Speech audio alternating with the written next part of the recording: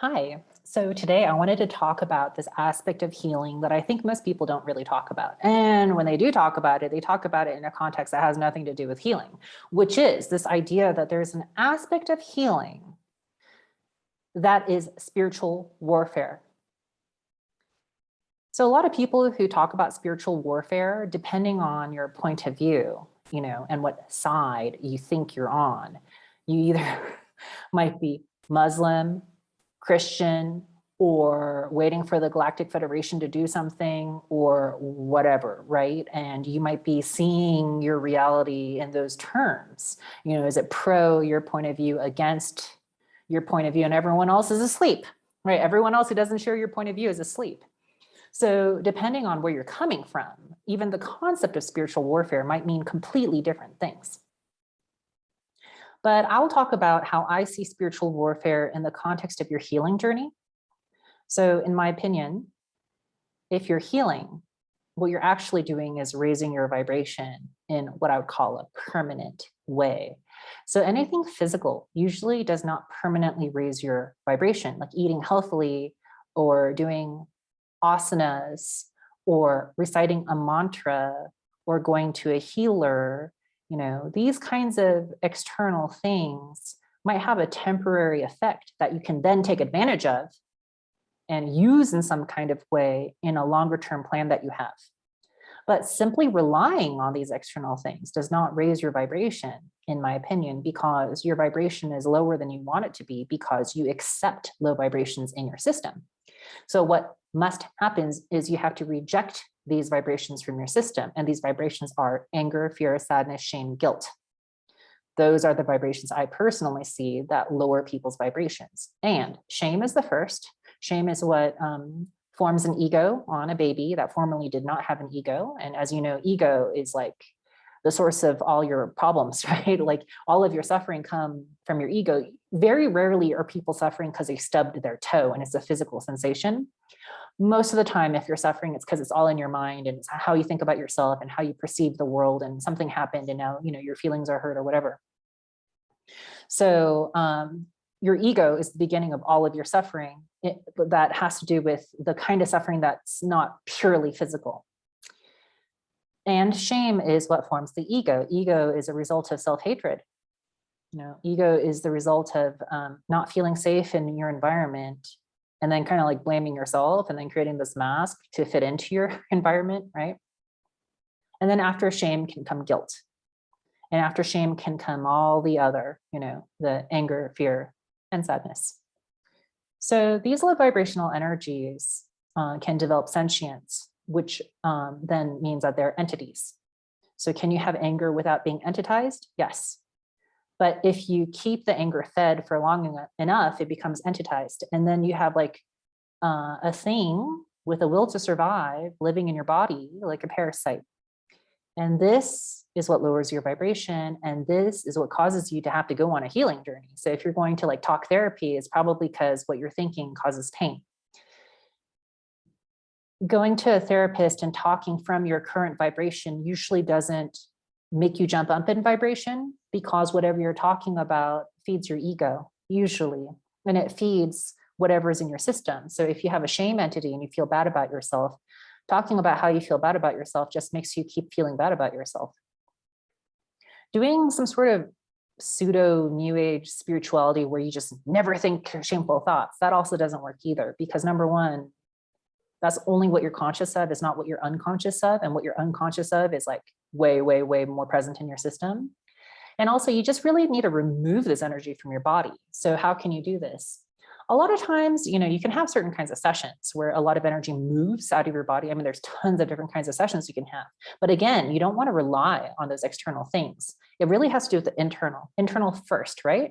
Your exterior world is a reflection of your interior world.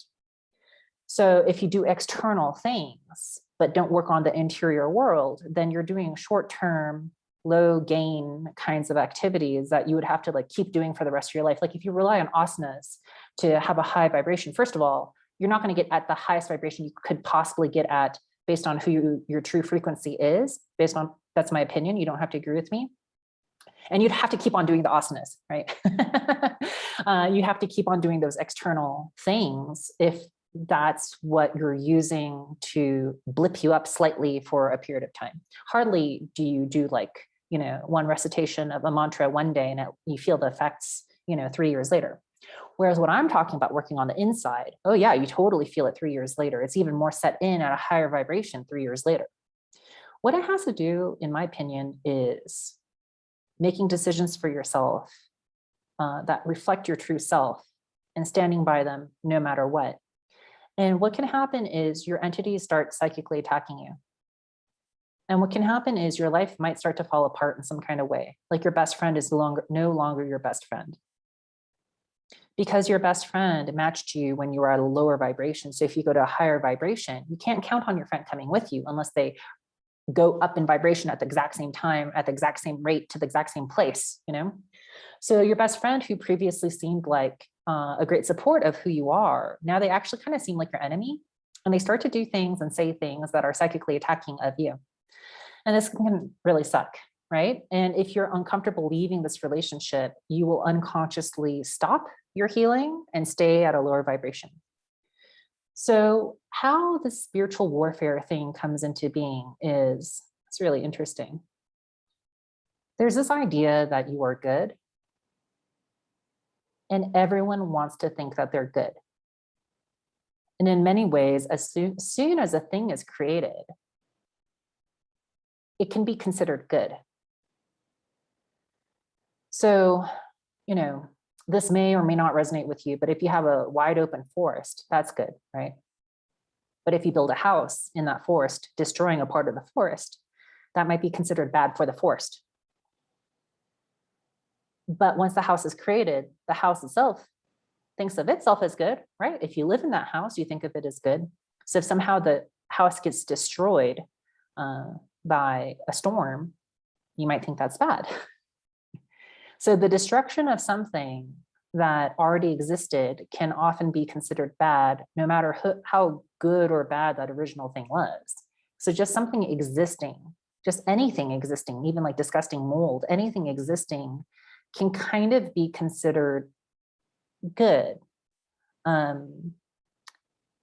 That's weird to say because mold is usually associated with evil, but whatever. A lot of evil people think of themselves as good. And here's the thing, most people are unconsciously evil, meaning they don't want to heal. So wherever your vibration is at, wherever your ego is at, and whatever makes sense to you based on your ego, you probably think all of that is good, even if it's relatively evil. So if whatever your belief system is, you believe that it's good to destroy other belief systems so that your belief system can gain ground, you are necessarily evil to all those other belief systems, but you think you're doing good, right? And people can be this way about their religion, and people can be this way about their eating habits. Like their eating habit is good and everyone else should eat their way, right? And even how you like store your freaking lentils in a mason jar, you think that's good. And everyone else should, do that to save the planet or whatever. Like there's really idiosyncratic things that people latch onto and think of as good. All right. So if you're doing this thing where you are healing and you understand that there's an aspect of healing that has to do with spiritual warfare, then you have to look at the highest vibration that's available to you as good. And anything below that as not good.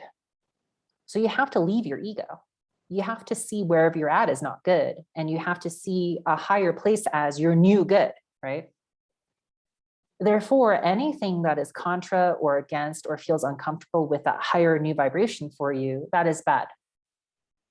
And that becomes your new enemy, So your old best friend, bad. The new best friend you haven't met yet, good. But you can see this might be really hard for your ego to understand because like that new best friend hasn't manifested yet. And why should you leave your old best friend that you're used to and you already have for this new best friend that you're not sure is even going to manifest? Well, you have to trust, obviously. So what can happen is your body has an ego and entities, and both of these are evil to your system. So if you're doing spiritual warfare, you have to see both your ego and your entities as evil, and you have to eject them from your system. You'll always have an ego as long as you're embodied, but your ego can really, really become higher and higher in vibration the more it's in alignment with a higher vibrational way of thinking, and it has integrated a lot of the shadow. So if you want to do this, a lot of times what I see is there needs to be like a full frontal attack, like all your artillery, your cavalry, your foot soldiers, like all the things you have at your disposal to retake ground. Is truly, truly war, where your body has been parasited off of by both your entities and your ego for like 20, 30 years. So your homeland, your body, has been in enemy hands for 20, 30 years, and now you're going to retake it. Well, that means they have the high ground, right? That means they have the infrastructure, right? Like your whole life reflects what your ego and your entities want for you. So it can be really, really hard to have this kind of battle because you have to be willing to burn it all down to the ground and start from scratch when you've retaken this land. And a lot of people don't understand the amount of life force energy it takes to do this kind of warfare, because you have to be willing to let your ego go, let your entities go, and let anything in your life that resonate with your old ego and your old entities, you have to let that go as well. And that can be really hard for whatever remains of your ego. So that's like letting go of your best friend. And it can be letting go of really important relationships, where you live, your job. It can even mean letting go of what you thought of as your sexual orientation. I've seen that as well.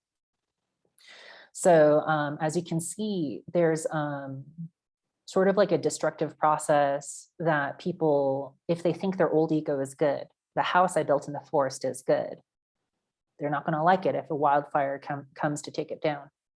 But what you're regaining is the original forest that was there to begin with. And in your case, what you're regaining is your body with very little ego, which is probably like the best way you can live without suffering, right? But so many people, once you have ego, you think of it as good. So I just wanted to highlight this aspect of how you can be confused about what's good and bad, and therefore not really be attuned to the spiritual warfare aspect of healing. And if you really want to do spiritual warfare, it can mean full frontal attack, lots of life force energy. You have to be in it to win it. And if someone's doing something like shadow work, which is a really good tool, real shadow work, not this weird fake stuff out there where you like do journal prompts, what the fuck? Anyway, so like a real shadow work that really threatens the ego, okay? Real shadow work. And if you're doing that, a lot of people are really lazy about what it takes to have the death and rebirth necessary to raise their vibration and actually heal. They're unconsciously lazy because the enemy has been on the land for so long that they start to side with the enemy, right? You know what I'm talking about? So, the cultural flavor of who you think you are is now the enemy cultural flavor, and you're not quite sure if you want your original self back. Okay, there's so much more on this topic, but I think this is a good introduction. Thank you for listening. Bye.